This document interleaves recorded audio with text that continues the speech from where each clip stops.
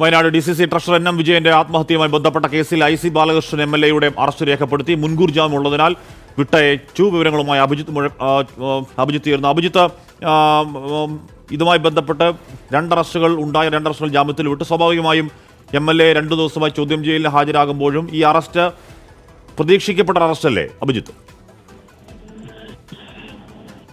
തീർച്ചയായും ഹാഷ്മി, നേരത്തെ തന്നെ DCC പ്രസിഡന്റ് ND അപ്പച്ചൻ ഈ കേസിലെ ആത്മഹത്യാ പ്രേരണ കേസിലെ രണ്ടാം പ്രതിയായ ND അപ്പച്ചന്റെയും കോൺഗ്രസ് നേതാവായിരുന്ന KK ഗോപിനാഥന്റെയും അറസ്റ്റ് അന്വേഷണ സംഘം രേഖപ്പെടുത്തിയിരുന്നു. കഴിഞ്ഞ 2 ദിവസമായി പുത്തൂർ വയലിലെ AR ക്യാമ്പിൽ വെച്ച് IC ബാലകൃഷ്ണൻ MLA ചോദ്യം ചെയ്യൽ തുടരുകയായിരുന്നു.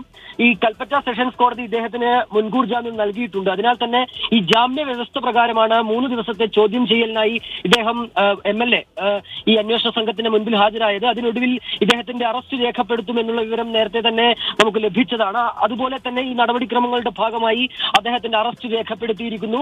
അദ്ദേഹത്തെ ഈ മുൻകൂർ ജാമ്യം അദ്ദേഹം നേടിയിട്ടുള്ളതിനാൽ തന്നെ അറസ്റ്റ് രേഖപ്പെടുത്തി അദ്ദേഹത്തെ ജാമ്യത്തിൽ വിടുകയും ചെയ്തിട്ടുണ്ട്.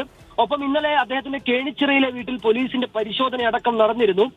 ചോദ്യം ചെയ്യൽ നടപടികളൊക്കെ പൂർത്തിയായ സാഹചര്യത്തിലാണ് ഇന്നിപ്പോൾ ഈ അറസ്റ്റ് രേഖപ്പെടുത്തി വിട്ടയച്ചു.